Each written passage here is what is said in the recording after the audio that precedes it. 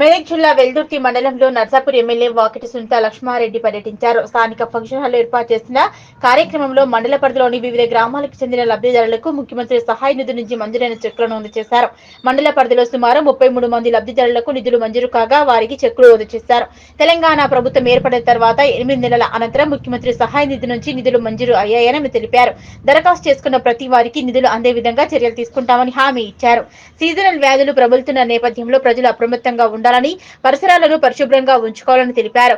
కాంగ్రెస్ ప్రభుత్వంలో కనీసం bleaching powder కూడా పంపిణీ చేయని పరిస్థితి ఏర్పడిందన్నారు. ఆమె విమర్శించారు. ఈ కార్యక్రమంలో నర్సాపూర్ ఎమ్మెల్యే వాకిటి సునీత లక్ష్మారెడ్డి, వెల్దుర్తి పార్టీ అధ్యక్షుడు భూపాల్ రెడ్డి, మాసాయిపేట అధ్యక్షుడు మధుసూదన్ రెడ్డి, మాజీ సర్పంచ్ల ఫోరం అధ్యక్షుడు అశోక్ రెడ్డి, మాజీ జెడ్పీటీసీ రమేష్ గౌడ్, వెల్దుర్తి మాజీ అధ్యక్షుడు మోహన్ రెడ్డి, అశోక్ గౌడ్, మాజీ మెదక్ వైస్ చైర్మన్ కోదన్న కృష్ణ గౌడ్, కౌడిపల్లి మాజీ ఆత్మ కమిటీ చైర్మన్ ప్రతాప్ రెడ్డి, సర్పంచ్ పంచాల శేఖర్, ఇతర గ్రామాల సర్పంచులు పాల్గొన్నారు. ఈరోజు సీఎం రిలీఫ్ ఫండ్కి సంబంధించినటువంటి చెక్కుల పంపిణీ కార్యక్రమానికి మనం ఇక్కడికి రావడం జరిగింది. మరి ఇప్పుడు మాట్లాడినట్టుగా చాలా రోజులు అవుతుంది, దాదాపు ఈ ప్రభుత్వం వచ్చి 8 నెలలు అవుతుంటే మరి మొన్న మాత్రం కొన్ని చెక్స్ ఇవ్వడం జరిగింది. మన నియోజకవర్గానికి మనం ఇచ్చినటువంటి వేరే జిల్లాలకు సంబంధించినటువంటి దాదాపు 494 చెక్కులు మరి 1,31 లక్ష రూపాయలకు సంబంధించినటువంటి చెక్కులు రావడం జరిగింది.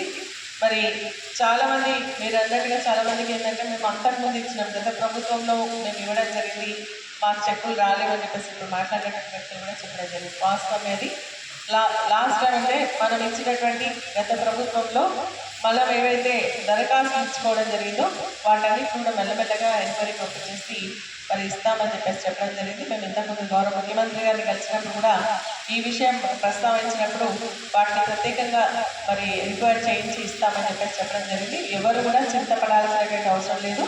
ఇప్పుడు కొన్ని చెక్స్ రావడం జరిగింది, ఇంకా కూడా రావాల్సినటువంటి చాలా చెక్స్ ఇంకా పెండింగ్ ఉన్నాయి. అవన్నీ కూడా మెల్లమెల్లగా ఎంక్వైరీ చేసుకుని రావడం జరుగుతుంది. నేను కూడా మరి మేమందరం కూడా మరి ప్రత్యేకంగా ఎవరికైతే రాలేదో వాటిని మనం ఇచ్చినటువంటి దరఖాస్తులు బేస్ చేసుకొని ఎంక్వైరీ చేయించి అవి వచ్చే విధంగా మేము ప్రయత్నం చేస్తామని చెప్పేసి కూడా తెలియజేస్తా ఉన్నా. ఇచ్చిన ప్రతి దరఖాస్తు తప్పకుండా మనకు చెక్ వస్తుంది ఎంతో కొంత. గత ప్రభుత్వంలో ఏంటంటే కొంచెం ఎక్కువ అమౌంట్ వచ్చింది, కానీ ఈ ప్రభుత్వంలో చాలా తక్కువ ఇస్తున్నారని చెప్పేసి చెక్కులు చూస్తే తెలుస్తూ ఉంది. కాబట్టి ప్రతి ఒక్కరు కూడా మరి ఒక సీఎంఆర్ఎఫ్ మీద చెక్కులు పంపిణీ చేసే విధంగా కూడా చేస్తామని చెప్పేసి చెప్తా ఉన్నా. మనందరికీ తెలిసింది ఆరోగ్యమే మహాభాగ్యం అంటారు. కాబట్టి మనం ఆరోగ్యం బాగుంటే మనం ఏదైనా చేసుకోవడానికి అవకాశం ఉంటుంది. ఆరోగ్యం బాగాలేకపోతే ఏం చేసుకోలేనటువంటి పరిస్థితి ఉంటుంది. కాబట్టి మనం ఆరోగ్యంగా ఉండే విధంగా మనందరం కూడా తగు జాగ్రత్తలు తీసుకోవాల్సినటువంటి అవసరం ఉంది. ఇప్పుడు సీజనల్ డిసీజెస్ అంటే ఈ వర్షాకాలంలో వచ్చేటువంటి డిసీజెస్ చాలా వస్తూ ఉన్నాయి. ప్రత్యేకంగా వైరల్ ఫీవర్స్ వస్తున్నాయి. తర్వాత డెంగ్యూలో కూడా 2-3 రకాల డెంగ్యూ వ్యాధులు వస్తూ ఉన్నాయి. విరోచనాలు, వామిటింగ్స్ వచ్చేటువంటి కార్యక్రమాలు, ఇటువంటి డిసీజెస్ కూడా ఇప్పుడు రావడం జరుగుతుంది. కాబట్టి మనము శుభ్రంగా ఉంటూ మన పరిసరాలను కూడా శుభ్రంగా ఉంచుకున్నట్టయితే వీటికి దూరంగా ఉండడానికి అవకాశం ఉంటుంది.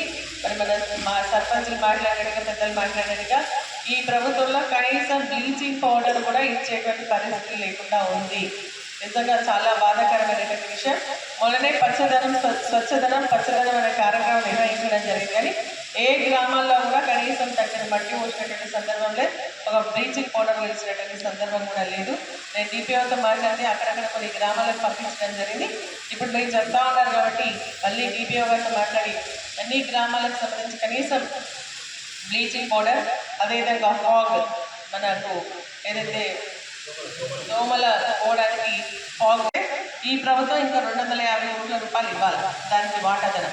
కానీ ఆ వాటాదనం ఇవ్వకపోగా ఈ 800 కోట్ల రూపాయలు కూడా డైవర్ట్ చేయడం వల్ల మీకు బిల్స్ రావట్లేదు. తప్పకుండా వాటిపైన కూడా మేము మాట్లాడతాం, ఇప్పటికీ మాట్లాడుతున్నాం, ఇంకా కూడా మాట్లాడతాం. సర్పంచ్ల టైం అయిపోతుంది కాబట్టి అయిపోయింది కాబట్టి మరి మాకు వస్తాయా లేదా అనే భయం ముందు ఖచ్చితంగా మీకు అందరూ కూడా బిల్స్ వస్తాయని చెప్పేసి కూడా నేను ఈ సందర్భంగా తెలియజేస్తాను.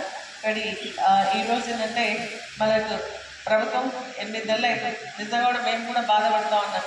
మరి ఒక్క నయా పైసా కూడా ఒక ఎమ్మెల్యేకి ఇచ్చిన సందర్భాలు లేవు. కానీ గత ప్రభుత్వంలో ఇచ్చినటువంటి కొన్ని పనులను కూడా మరి ప్రభుత్వం మరి క్యాన్సిల్ చేయడం జరిగింది.